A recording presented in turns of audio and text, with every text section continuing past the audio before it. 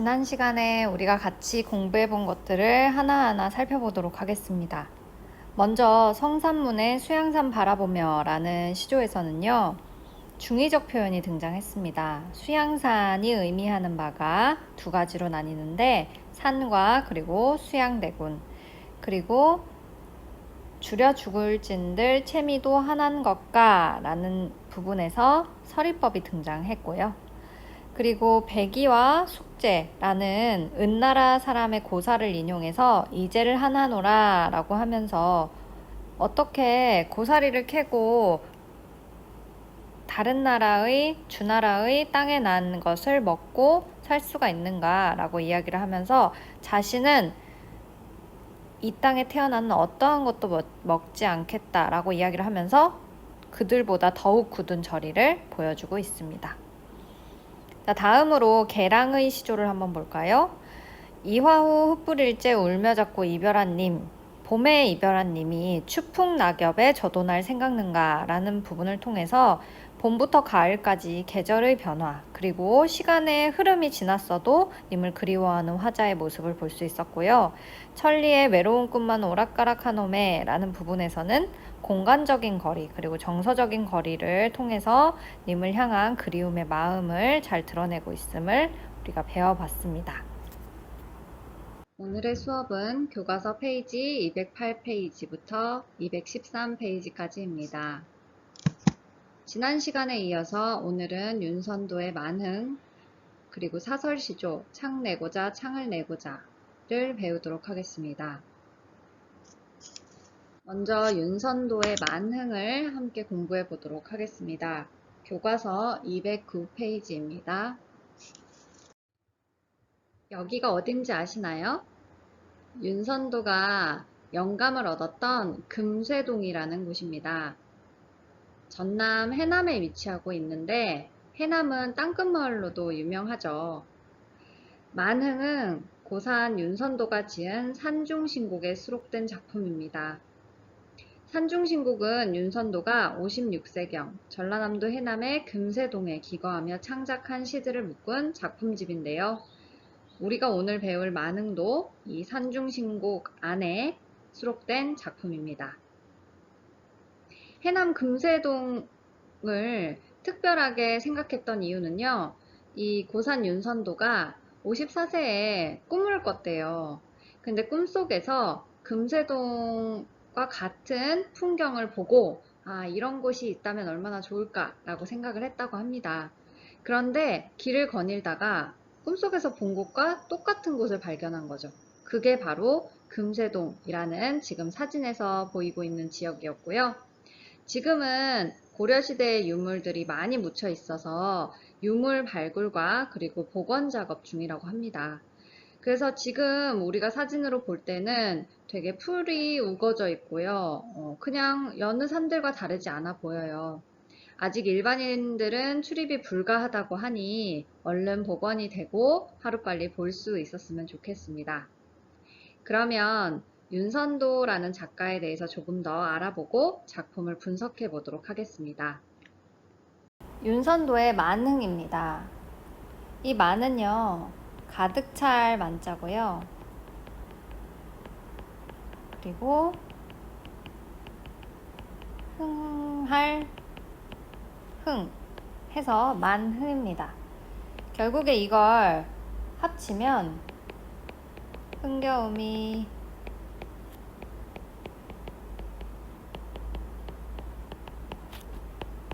마음속에 가득 차다 라는 의미를 가지고 있죠.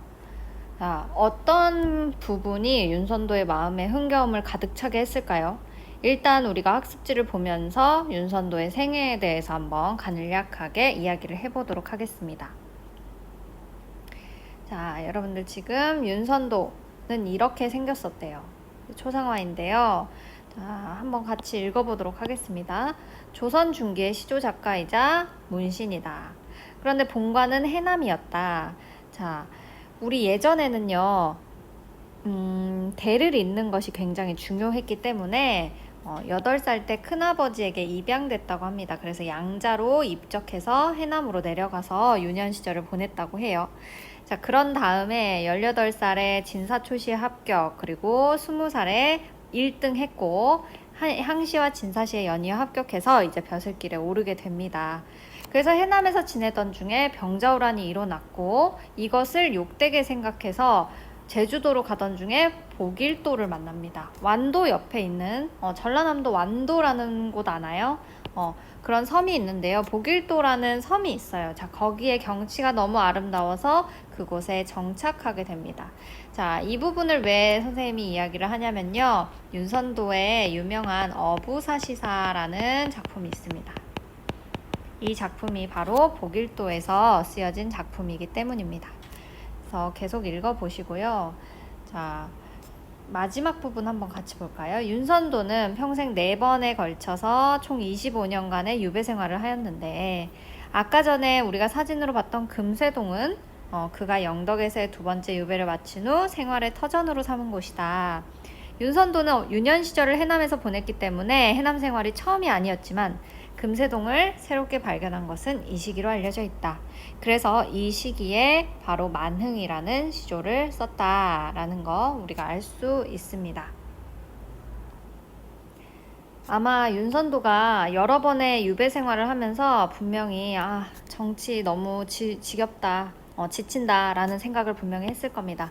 그럴 때마다 유배 생활에서 같이 자연을 벗삼아서 힐링하고 그렇게 했던 것들이 이 사람에게 어떤 다른 쪽에 흥겨움을 주지 않았나라고 생각을 해요. 자, 그래서 여기 만흥이라는 이 흥겨움은요, 자연과 관련됩니다. 자, 자연에서의 흥취를 말합니다. 그렇다면 한번 같이 작품을 분석해 보도록 하겠습니다. 산수간 바위 아래 띠집을 짓노라 하니 라고 이야기를 합니다. 산수, 자연이고요. 완벽한 물과 그리고 산이 있는 곳에 바위가 있는데 그 바위 아래에 띠집을 짓는다고 합니다. 띠집은 초가집을 의미합니다. 자, 초가집을 짓노라 하니 그 모른 놈들은 웃는다 한다마는, 자, 지금 이 사람이요, 아주 아름다운 금쇠동이라는 곳에 산과 물이 있는 바위 아래에 초가집을 지었어요. 자, 이 사람은요, 자연에서의 흥겨움이라고 생각하기 때문에 너무나 행복하죠. 이 모습이. 자, 그리고요, 기와집이 아니라 초가집을 지었다고 합니다. 굳이 초가집을 지었다고 하는 이유는 자신이 소박한 생활을 했음을 은근하게 드러내고 있는 거죠. 자, 그러면 우리가 자연 속에서 벗삼아서 물론 가난하지만 도를 행하는 삶을 사는 것을 우리는 안빈낙도라고 이야기를 합니다. 안빈낙도라고 이야기를 하고요. 자, 나는 지금 너무 행복해요. 자연 안에서 초가집을 짓고 살고 있는 게 행복하죠, 화자는. 자, 그런데 그 모른 놈들은 웃는다 한다마는, 그러면 내가 자연 안에서 초가집을 짓고 살고 있는 것을 비웃는 사람들은 어떤 사람들입니까? 그렇죠. 내가 자연 속에서 소박하게 사는 그 소박한 가치를 모르는 사람들이죠. 소박한 가치를 모르는 사람들이자, 그리고 자연은 별로야, 돈이 최고지, 벼슬이 최고야, 세속적 욕망을 추구하는 사람들이겠죠. 자, 그 모르는 놈들은 나를 보고 웃는다 한다마는 어리고 하암의 뜻에는 내분인가 하노라. 자, 여기에서 어리석고 향암은 한번 볼까요? 향암은 향암이라는 뜻이에요. 그래서 어두울 암자를 써서 시골에서 지내서 온갖 사리에 어둡고 어리석은 사람을 의미합니다. 어리고 향암의 뜻에는 내분인가 하노라. 그렇다면 여기서 어리고 향암은 누구를 의미하는 걸까요? 화자 자신을 가리키는 말이죠. 결국에 나의 뜻은 이것이 나의 운명인가 하노라. 나의 분수인가 하노라. 자, 내 분이라는 말은 결국에는 이 소박한 생활이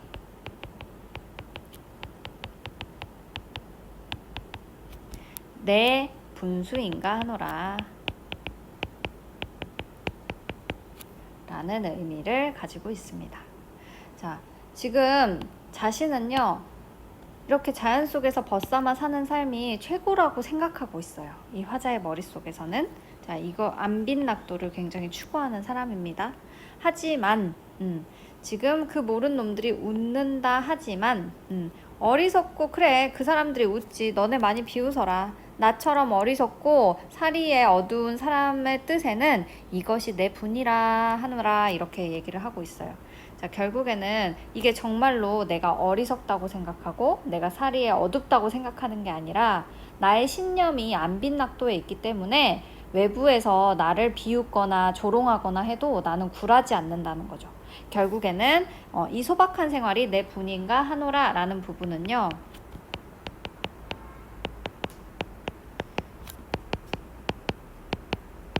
겸손의 표현임을 알 수 있습니다. 자, 그래서 지금 여기서는 안빈낙도, 안분지족의 삶을 잘 보여주고 있습니다. 자, 그런데 여러분들 여기서 선생님이 한 가지 이야기해 줄 게 있어요. 실제로 윤선도는요, 20여 년간의 유배 생활을 했지만 20여 년간의 유배 생활을 했지만요, 이 사람은 기본적으로 해남 윤씨 가문의 장자로 입적돼서 올라간 사람입니다. 굉장히 부유했다고 해요. 벼슬도 얻었고요. 그리고 부유했기 때문에 이 사람은 실제로 금세동에서 어떠한 삶을 살았는지 유추해 보자면 진짜로 초가집을 짓고 진짜로 뭐 나물만 먹으면서 살지는 않았을 거라는 추측이 가능합니다. 하지만 이 사람이 마치 자신이 정말 가난한 것처럼 안빈낙도, 안분지족이라는 말을 자신의 어떤 신념처럼 활용했던 이유는요, 조선시대 사대부들에게 안빈이라는 것 자체가 자신이 끊임없이 수양하는 마음가짐을 강조하기 위한 것이기 때문이었습니다. 그래서 실제로 윤선도가 가난하게 살았구나 이렇게 생각하는 것보다는 조선시대 사대부들이 추구하는 신념을 여기에서 이야기해주고 있구나 라고 여러분들이 이해하는 것이 좋겠습니다. 자, 그러면 이수로 한번 넘어가 보도록 하겠습니다. 보리밥 풋나물을 알맞춰 먹은 후에, 보리밥 풋나물을 알맞게 먹은 후에 바위 끝에 물가의 실컷 논이노라. 그 남은 여남은 일이야 부릴 줄이 이시랴 라고 이야기를 합니다. 부릴 줄이 이시랴 라고 이야기를 하는 이 부분, 자, 지금 어떠한 표현 방식이 쓰였죠? 그렇죠. 설의가 쓰였습니다. 자, 그럼 이것도 한번 우리가 같이 읽어볼까요? 지금 이 사람은요, 산이 이렇게 있고 물이 이렇게 흐르는 바위가의 아래에 이렇게 집을 지었어요. 자, 그런데 이 집에서 보리밥과 풋나물을 먹는다고 해요. 자, 보리밥과 그리고 풋나물을 이렇게 먹는다고 합니다. 자, 일단은 고기 반찬이 없잖아요. 자, 보리밥 풋나물이라는 이 부분에서도 우리가 소박한 생활임을 알 수 있죠. 이 화자가 지향하는 바가 소박한 생활이라는 것을 우리가 알 수 있습니다. 알맞게 먹은 후에, 자, 이것도 배 터지게 먹지도 않아요. 보리밥 풋나물을 알맞게만 먹는데요. 과식하지 않죠. 자자, 더 읽어보도록 하겠습니다. 바위 끝에 물가에 실컷 논이노라 라고 이야기를 합니다. 자, 그래서 지금 밥은 알맞게 먹어요. 그러니까 어찌 보면요, 우리가 너무나 포만감이 있으면 드러눕고 싶고 자고 싶고 하잖아요. 이 사람은 어쨌든 딱 균형 있는 청빈함을, 그리고 또 격조를 잃지 않는 포만감을 가지고, 자, 그런데 이 사람이 노는 걸 보니까 바위 끝에 물가에서 실컷 논인다 라고 이야기를 합니다. 양껏 먹지는 않지만요, 노는 것은 실컷 놀겠다는 거예요. 자, 그럼 더 읽어보도록 하겠습니다. 그 남은 여남은 일이야. 여남은 일이야. 불일 줄이 이시랴. 불얼 줄이 이시랴. 라고 이야기를 합니다. 자, 시리가 갑자기 응답을 했어요. 그 남은 여남은 일이야. 부러울 줄이 있으랴. 자, 지금 나는 부러울 게 하나도 없다. 왜? 내가 밥 먹고 싶은 만큼 딱 먹었고, 그리고 실컷 놀 수 있기 때문에 나는 나머지 여남은 일은 다 부러울 게 없다라고 이야기를 합니다. 결국에는 나를 만족시킬 수 있는 것은 어떤 것밖에 없다고요? 자연밖에 없다는 거죠. 결국에 나는 자연에서 실컷 논인다라는 말은 나는 자연과 하나가 되겠다, 무라 일체를 보여주고 있습니다. 자, 그래서 여기에서는 지금 자연에서 자연과 하나 된 모습을 보여주고 있다. 그러면 이제 사수로 넘어가 보겠습니다. 자, 여러분들 지금 선생님이 계속 1수, 2수, 4수 이렇게 이야기를 하는데요.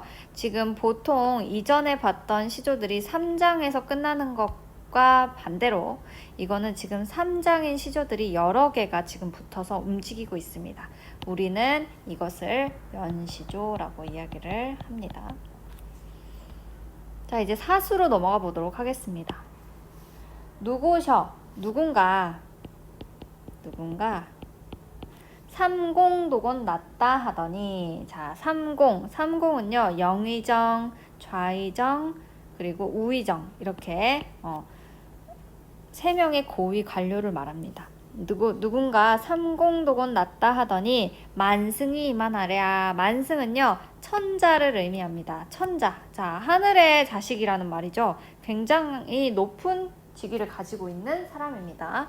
자, 그러면 만승이 이만하랴. 누가? 그러면 지금 삼공도 만승도 자기보다는 안 된다는 말이죠. 자연이 너무 좋다는 말이죠. 자, 이제로 헤어든 소부허유 낙도떠라 라고 이야기를 합니다. 이제 다시 생각해보니, 해다라는 건 생각하다라는 의미거든요. 소부허유 약도떠라 라고 이야기를 합니다. 자, 이제 다시 생각해보니까 소부와 허유가 아주 야같더라 라고 이야기를 합니다. 아주 야같더라.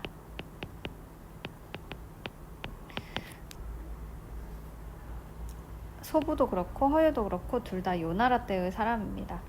허유부터 얘기를 하자면, 이제 요나라의 황제가 대를 이을 사람이 없어서 요나라의 황제가 그러면 허유라는 사람이 인덕이 훌륭하고 품격이 있다라는 이야기를 듣고 허유에게 가서 요나라의 황제가 되었으면 좋겠다라고 보위를 물려주려고 합니다.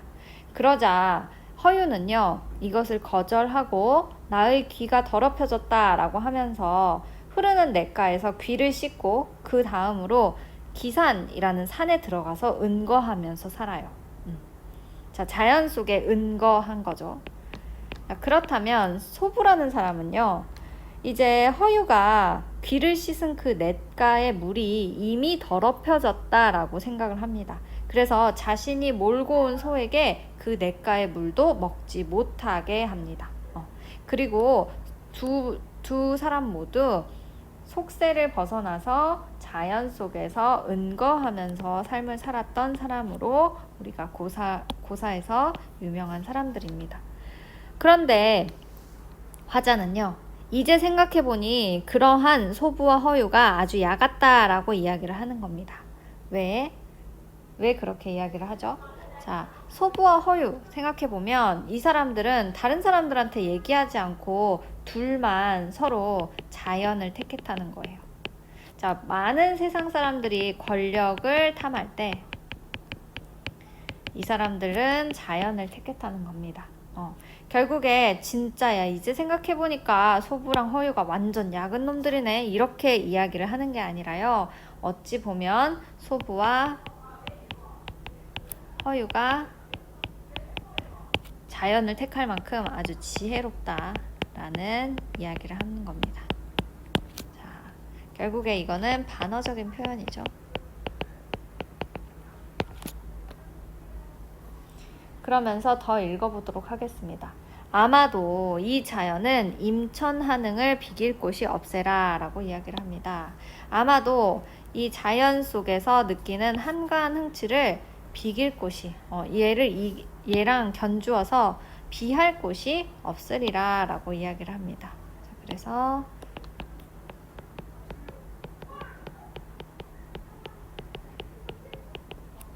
자연 속에서 논의는 즐거움을 비길 곳이 없다라고 이야기를 하고 있습니다. 자, 그러면 지금 여기까지 우리가 만흥에 대해서 한번 알아봤습니다. 그렇다면 이제 한번 학습 활동으로 넘어가서 나머지 부분을 한번 같이 공부해 보도록 할게요. 자, 한 페이지를 넘기면 3번에 있습니다. 작품 다 만흥을 감상하고 화자가 지향하는 삶의 태도와 시어의 의미를 생각해보자 라고 합니다. 1수와 2수와 4수를 우리가 봤는데요. 여기에 자연 속의 삶과 그리고 속세의 삶을 드러내는 식구들이 모두 나와요. 1수를 먼저 볼까요? 자연 속의 삶입니다. 자연 속의 삶을 먼저 보자면 산수간 바위 아래 띠집을 짓노라 하니, 자, 지금 자연을 드러내는 거 산수와 띠집이 있었습니다. 그렇다면 여기에 산수와 띠집을 하고요. 자, 속세의 삶과 관련이 있는 시어는요, 지금 나의 이런 자연에서의 소박한 생활을 비웃는 사람들이 있습니다. 이 사람들은 세속적 욕망을 추구하는 사람들이죠. 그렇기 때문에 그 모른 놈들이 세속적인 삶에 관련된 시어가 되겠죠. 그 모른 놈들. 자, 중심 내용은요, 결국에는 자, 어리고 캬함의 눈에는 이것이 내 분인가 하노라 라고 하지만, 결국에는 나의 분수에 맞는 삶, 하지만 내가 생각했을 때에는 이렇게 자연과 벗삼아 사는 삶이 속세에서의 삶보다 훨씬 나라는 의미를 가지고 있습니다.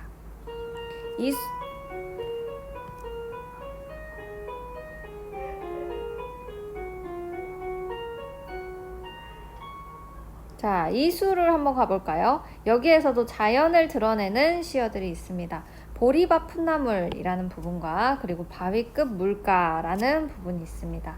그래서 이 부분의 경우에도 써볼까요? 자, 보리밭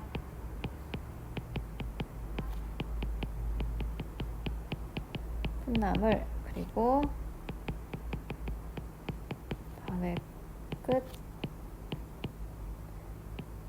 물가라는 부분이 있고요. 그 남은 연남은 일이라는 것은 이미 관심이 없었죠. 이 화자가 그 남은 연남은 일이야 부러울 줄이 있으랴 라고 했기 때문에 이 부분은 연남은 일은 속세에서의 삶을 의미합니다. 자, 속세에서의 삶, 부귀도 될 수 있겠고요. 공명도 될 수 있겠고요.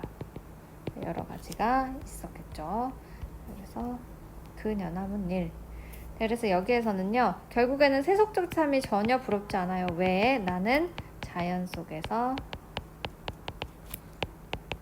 즐기며 만족하는 삶을 살고 있기 때문에. 자, 마지막입니다. 자연 속의 삶의 사수에서는요, 임천한응을 비할 때가 이시랴 라고 이야기를 해서 자연 속에서 논의는 이 흥이 너무나 좋다라고 이야기를 하고요. 그리고 속세의 삶에서는 누군가 자연이 삼공보다도 더 좋고 만승보다도 더 좋다고 이야기를 했다라고 해서 속세의 삶의 시구가 이렇게 두 가지가 드러나죠. 자, 그래서 속세의 것 아무것도 부럽지 않아. 나는 자연을 즐기는 삶이 최고야 라고 이야기를 한 것이기 때문에 자연을 즐기는 삶에 대한 자부심이 드러납니다. 이런 식으로 자연을 아주 예찬하고 있는데요. 그렇다면 화자가 지향하는 삶은 어떠한 것인지 우리가 간단하게 이야기를 할 수 있겠죠. 결국에는 자연 친화적인 삶이다 라고 이야기를 할 수 있겠습니다. 자, 그렇다면 이제 우리가 라번의 마지막 시조를 한번 같이 보도록 하겠습니다. 자, 먼저 이 라번의 시조를 한번 볼까요? 우리가 보통 시조의 형식은 뭘까요? 라고 이야기를 할 때 3장에 그리고 6가지 구, 하나, 둘, 셋, 넷, 다섯, 여섯 가지 구에 45자 이내입니다 라고 이야기를 하는데요. 이 작품 자세히 보면 지금 초장과 종장의 경우에는 그러한 구를 잘 지키고 있는데 중장의 경우에는요, 비정상적으로 길어지는 모습을 보입니다. 이것을 바로 우리는 사설시조라고 이야기를 하는데요. 사설시조가 무엇인지 우리가 학습지에 잘 나와 있습니다. 자, 학습지 한번 볼까요? 일단 사설시조는요, 장시조 또는 장형시조라고 한다고 합니다. 그래서 사설시조는 부녀자, 기생 상인들을 비롯한 서민 및 민중 사이에서 향유된 것으로 알려져 왔다. 정형시는 형시조를 의미하겠죠. 엄격한 형식에 구애받지 않고 자유로운 진술을 구사하였을 뿐 아니라 내용변에서도 애정, 성욕, 재담, 욕설, 노동 등 일상적인 생활에서 상황이나 장면을 선택하는 등 사대부들에 의해 향유된 형시조와 구별되는 작품 세계를 보여준다는 것이다. 기존까지 사설시조는요, 의미적으로 본다면 기존 사대부 시조와는 다른 주제를 가졌습니다. 아주 일상적이고요, 아주 재밌어요. 자, 그러면 지금까지는 우리가 사설시조를 창작한 계층은 서민층이야 라고 이야기를 해왔다는 거죠. 더 읽어보도록 하겠습니다. 그러나 사설시조 중에서는 강호자연 속의 삶을 추구하거나 유교적인 이념을 옹호하는 주제의식, 사대부들이 공유하는 표현, 고답적이고 전한 한문토의 문체 등의 측면에서 형시조와 다름없는 작품들도 매우 많다. 자, 그래서 지금 이전에는 서민들이 지은 것이 아닌가, 서민들이 창작층이었던 것이 아닌가라고 이야기를 하지만 실제로는 형시조와 다름없는 작품들도 매우 많다고 보는 것이죠. 그래서 따라서 사설시조 또한 서민들이 아니라 사대부들 혹은 문식성을 충분히 갖춘 중인들에 의해 향유되었을 것으로 보는 견해가 설득력을 가지게 되었다라고 해서 서민뿐만이 아니라 사대부 그리고 사대부들 뿐만이 아니라 또 중인계층까지도 모두 사설시조를 짓지 않았을까라고 생각을 합니다. 아니 왜 우리가 사대부들이 물론 군신, 충의, 효 이런 것들에 대해서 주로 이야기를 하지만 양반들도 사랑을 하고요. 양반들도 이별을 했을 거고요. 양반들도 돈이 없었을 거고요. 기본적인 우리가 생활 방식은 이 조선이라는 나라에 사는 모든 국민들이 다 공통적으로 느끼는 바였을 것입니다. 그럼 더 한번 읽어보도록 할까요? 사설시조의 향유층에 대한 논란이 지속되는 것은 그만큼 사설시조의 작품 세계가 지닌 미적 스펙트럼이 넓기 때문이다. 현실의 모순에 대한 날카로운 비판, 유교적 관념을 추락시키는 풍자, 고달픈 생활이나 애정의 파탄에 대한 해악 등이 이에 해당한다. 결국에는 사설시조의 창작층이 누구냐에 주목하기보다는 사설시조가 이렇게 인간 삶의 다양한 면모를 보여주고 있기 때문에 우리가 조선 후기에는 좀 더 나아가서 주제의식이 좀 더 나아가서 인간의 다양한 모습들을 다 담고 있구나 라고 우리가 이해를 하면 되겠다. 사설시조, 창을 내고자에 대해서 학습해 보도록 하겠습니다. 마음이 너무 답답하면 선생님은 저 먼 하늘을 쳐다보거나 아니면은 일단은 창문을 열어서 한숨을 크게 쉬거나 하는 식으로 조금 마음의 답답함을 해소하는데요. 우리가 이제 보게 될 작품의 화자도 선생님과 비슷한 해소 방식을 가지고 있었나 봐요. 그런데 이 사람은 조금 더 나아가서 나의 마음에 창을 냈으면 좋겠다 라는 말을 하는데요. 이 말을 과연 어떠한 표현으로 어떤 방식으로 표현을 했을지 우리가 한번 같이 살펴보도록 하겠습니다. 자, 우리가 앞서 큰 창문에서 남자가 이렇게 생각하고 있는 그림 봤어요. 그렇죠. 자, 여기 이 화자를 형상화한 건데요. 자, 한번 읽어보도록 하겠습니다. 창 내고자, 창을 내고자, 이내 가슴에 창 내고자 라고 합니다. 자, 얼마나 가슴이 답답하면 창을 내겠다, 창을 내고 싶다, 창을 내고 싶다 계속 이야기를 하고 있죠. 우리가 창문을 생각할 때요, 창문은 표면적으로 어떤 역할을 하나요? 일단 창문을 열면요, 공기나 햇빛이 들어오고요.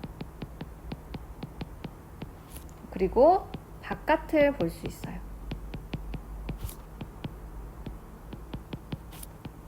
보통 우리가 창문을 열 때에는 야, 환기가 너무 안 된다, 창문 좀 열자, 아니면 너무 더워, 바깥 공기 좀 쐬자, 창문 좀 열자 라고 이야기를 하죠. 그래서 결국에는 창을 낸다는 것의 의미는 안이 답답하기 때문에 우리가 창을 여는 것이죠. 자, 그런데 이 사람은 가슴에 창을 내고 싶다고 합니다. 그러면 지금 가슴이 답답한 상황이구나 라는 것을 알 수 있어요. 그렇다면 여기에서 이 창은 지금 가슴에 쌓여져 있는 내면적인 고뇌를 해소해주는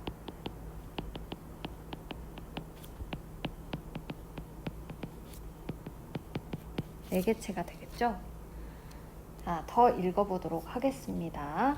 고모장지, 새살장지, 들장지, 열장지, 암돌적이, 술도적이, 수돌적이, 배목걸새, 크나큰 장도리로 뚱딱 박아 이내 가슴에 착 내고자 라고 이야기를 합니다. 지금 여기에 나와 있는 이 많은 것들은요, 장지문이라는 것에 다양한 문의 종류들을 나열한 거예요. 자, 암돌적이, 수돌적이는요, 이렇게 문이 있으면요, 여러분, 문이 이렇게 있으면, 자, 여기 문에 옛날 문들은 이렇게 막 격자로 되어 있잖아요. 이렇게 문에 이 문을 달기 위해서 여기에 이렇게 지금도 이런 식으로 나사를 이렇게 넣어서 박아놔요. 그때도 이런 암돌적이, 수돌적이, 그래서 문을 여닫는데 쓰는 이 두 개의 쇠붙이, 얘네들을 암돌적이, 수돌적이라고 한다고 합니다. 자, 배목걸새, 이거는 문고리에 이렇게 여기에 이렇게 꿰가지고 얘를 잠그는 자물쇠. 자, 크나큰 장도리로, 망치로 뚝딱 박아서 이내 가슴에 여닫을 수 있는 이 창문을 한번 만들어 봐야겠다라고 이야기를 합니다. 자, 이 사람 마음이 엄청 답답했다고 우리가 느낄 수가 있죠. 이 정도로 뚝딱 박아가지고 가슴에 창을 내고 싶다라고 하니까요. 자, 이따금 답답할 때면 내가 여닫아 볼까 하노라 라고 이야기를 합니다. 답답하다라는 것은 너무나 답답할 때 내가 여닫아 보겠다 라고 이야기를 합니다. 계속 열어놓는 게 아니고요, 내가 닫아놓기는 하는데 너무너무 답답할 때만 여닫아 보게 가슴에다가 창을 내고 싶어 라고 이야기를 합니다. 자, 지금 굉장히 자신의 답답한 마음을요,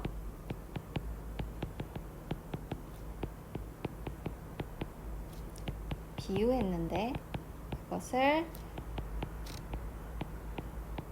꽉 막힌 방에 비유하고 있습니다. 그래서 지금 이 사람이 답답한 현실에서 벗어나고 싶은 마음이 강하구나 라는 것을 우리가 알 수 있는데, 이것을 좀 더 잘 알기 위해서 여기에 다양한 표현들이 등장해요. 그걸 한번 같이 보도록 할까요? 자, 일단 초장을 한번 보세요, 여러분. 창 내고자, 창을 내고자, 이내 가슴에 창 내고자 라고 이야기를 합니다. 창 내고자, 이내 가슴에 창을 내고자. 어디서 많이 봤는데, 그렇죠. AA, BA의 구조입니다. 자, 이 구조를 통해서요, 일단은 리듬감을 주고요. 그리고 창을 내고자 하는 화자의 간절한 바람이 강조되고 있습니다. 자, 이 부분은 지금 여기에 지금 잘 나타나고 있어요. AA, BA 구조를 사용하여 운율감을 주고 창을 내고 싶은 간절한 소망을 드러내고 있다. 다시 교과서로 넘어가서 고모장지, 새살장지, 들장지, 열장지, 암돌적이, 수돌적이, 배목걸새, 크나큰 장도리로 뚱딱파가 이내 가슴에 창 내고자 라고 이야기를 합니다. 지금 창을 내기 위해서 필요한 재료들을 나열, 열거 하고 있죠. 그래서 열거법이 쓰였고요. 구체적인 소재들을 열거하고 있습니다. 내가 너무 마음이 답답하기 때문에 빨리 이 재료들을 써가지고 내 마음에 창을 열어줘야겠다, 창을 달아줘야겠다 라고 지금 답답한 심정을 강조하는 것으로 보입니다. 그리고 종장 부분 한번 볼까요? 내가 이 창을 이렇게 만들었는데 이거를 맨날 열어놓는 게 아니야. 이따금 너무 답답할 때만 내가 여닫아 보려고 그래 라고 이야기를 하고 있어요. 귀엽죠, 이 사람. 이 사람 귀여워요. 자, 지금 이 사람 우리가 귀엽다고 하면 성질 낼 거예요. 왜? 나는 지금 가슴이 너무 답답해서 창을 이렇게 내고 싶은데 내가 이따금 맨날 열어놓는 것도 아니고 가끔 답답할 때만 여닫아 본다고 하는데 이걸 귀엽다고 해? 이렇게 이야기를 하고 화를 낼 겁니다. 자, 그런데요. 지금 이 사람이 가지고 있는 어떠한 비애나 고뇌를 지금 나 마음에 창 낼 거야. 나 너무 답답하거든? 이렇게 얘기하면서 재료들을 막 나열하고 나 맨날 열어보는 것도 아니고 가끔 열어볼 거야 라고 이야기를 하면서 지금 웃음으로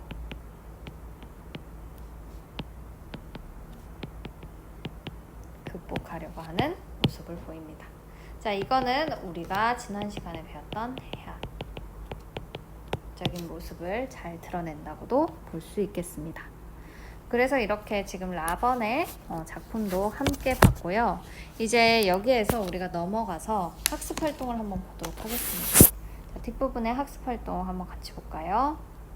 페이지 211페이지입니다. 작품 라를 감상하고 내용과 형식의 특징을 살펴보자. 각 장의 중심 내용 정리하고 각 장에 나타난 표현상의 특징을 파악해보자 라고 합니다. 이거는 그냥 쓱쓱 쓸게요. 자, 일단은 초장에서는요. 창 내고자 라는 시구가 반복돼요. 자, AA, BA 구조가 쓰였고요. 그리고 지금 답답한 마음을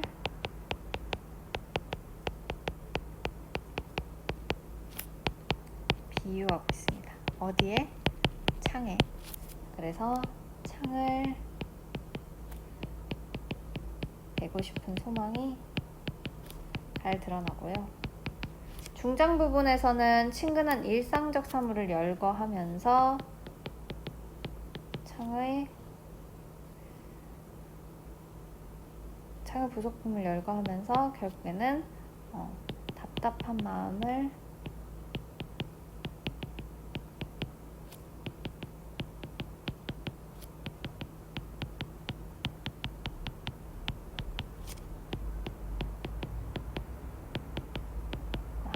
표현하고 있죠.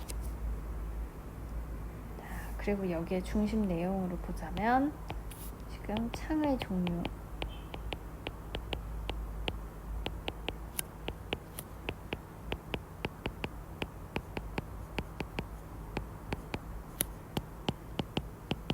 나열하고 있습니다. 그리고 종장에서는 내가 이따금 너무 답답할 때 한 번씩 여닫아 볼까 해. 그러니까 창을 여닫아서 답답함을 해소하고자 한다라는 것을 알 수 있습니다. 자, 이렇게 해서 정리해봤고요. 이제 두 번째 활동 한번 볼게요. 작품의 가와 다와 비교할 때 이 작품에서 나타나는 형식적인 특징은 무엇이며, 자, 형식적인 특징 물어봤기 때문에 사설, 시조의 특징을 물어보는 거구나. 어떤 효과가 있는지 생각해보자. 한번 생각을 해보겠습니다. 자, 일단은 작품 가, 다가 어떤 특성을 지녔는지를 알아봐야 될 것 같아요. 다의 경우에도 연시조이기는 했지만 시조의 형식이 정형화된 것들이 여러 개가 붙어서 움직였습니다. 그렇기 때문에 얘네들은 초장, 중장, 종장을 가지고 있고, 그리고 초장 하나에 2구가 있었죠. 중장 하나에도 2구, 종장 하나에도 2구. 그래서 2구가 한 장을 이루고 총 6구가 있었다라는 걸 알 수 있었어요. 자, 그런데 라번의 경우에는요, 어떠한 특징이 있냐? 초장과 중장의 경우에는 유사해요. 자, 초장과 그리고 종장의 경우에는 유사한데요. 종장이 조금은 다릅니다. 자, 그래서 우리가 여기에다가 중장의 길이가 평시조에 비해 길다. 자, 이렇게 길었을 때 우리는 어떠한 효과를 우리가 실감할 수 있을까라는 것을 한번 본다면요. 중장의 길이가 길어지면서 거기에 내용을 뭘 넣었어요? 내가 마음 너무 답답해 라고 하면서 어떤 창이 있는지, 그리고 그 창을 만들기 위해서 어떠한 부속품이 쓰이는지 아주 친근한 일상적인 사물을 열거합니다. 그런데 이 열거하는 장면에서요, 이 사람이 귀엽기도 하고요, 그리고 이걸 다 열거하는 모습이 웃음을 유발하고 있습니다. 그래서 지금 여기에서는 자, 평시조에서는 중장에서 이구로 이렇게 정제되어 있었기 때문에 아주 정제되고 간결하다면, 자, 나의 중장은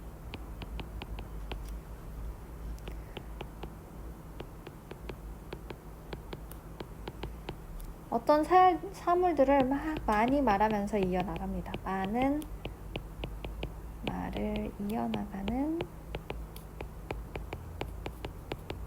모습에서 우리가 너무 웃기다, 해학적이고 그리고 익살적인 어조를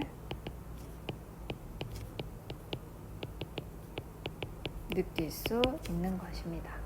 그래서 사설시조만이 가지고 있는 이 형식적인 특징이 어떠한 효과까지도 나올 수 있다는 거 여러분들이 알아두세요. 자, 이제 마지막 활동입니다.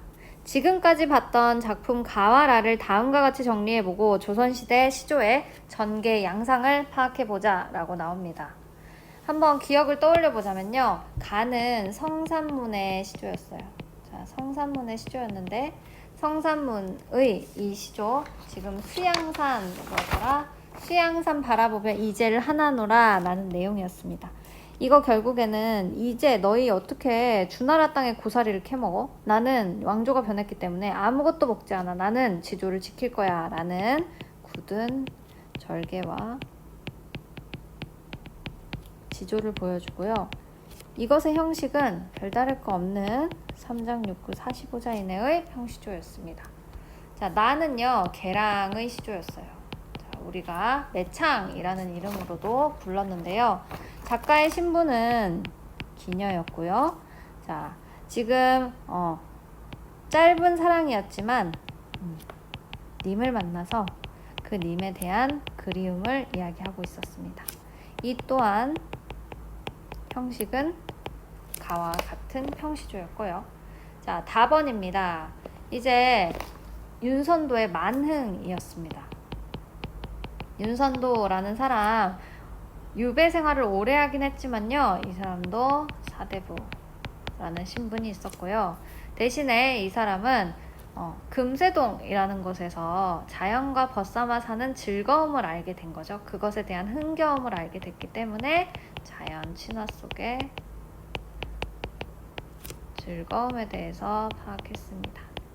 자, 그리고 형식은 평시조가 여러 개 하나씩 여러 개가 쭉 이어진 연시조, 연결되어 있는 시조다라고 이야기를 하고요. 자, 라번입니다. 작자미상인데요. 우리가 보통은 이전까지는 아주 자유로운 주제, 사설시조가 가지는 자유로운 주제고 또 인간적인 주제였기 때문에 우리가 서민들이다 라고 이야기를 하지만 실제로는 민중 전체를 의미한다 라고 볼 수 있을 것 같아요. 자, 그리고 내용적으로는요, 삶의 답답함에서 벗어나고 싶은 마음, 그래서 내가 나 창을 내고 싶다 라고 이야기를 했고요. 자, 이것의 형식은 사설시조가 되겠습니다. 자, 그래서 우리가 오늘 이런 식으로 한번 작품을 정리를 다 해봤고요. 오늘 배울 작품에 대해서 정리해 볼까요? 오늘 꼭 배워야 할 작품의 내용 정리입니다. 먼저 윤선도의 만흥을 떠올려 볼까요? 윤선도 만흥에서는요, 화자가 자연 속에서 즐거움을 느끼는 모습들이 잘 표현되어 있었습니다. 우리는 그것을 무라일체라는 표현으로 정리할 수 있죠. 두 번째, 사설시조입니다. 창 내고자 창을 내고자. 마음이 답답한 화자가 어떤 식으로 자신의 마음을 해소하면 좋을지 생각하다가 사설시조를 썼는데, 자신의 마음을 해소하기 위한 방법을 어떠한 표현 방식으로 나타냈는지 우리가 알아볼 수 있었습니다. 오늘의 과제는 없습니다. 다만 윤선도의 만흥의 1수부터 6수까지 전체 작품을 올려놓을 테니까요. 여러분들이 그 또한 감상해 보시기 바랍니다. 안녕.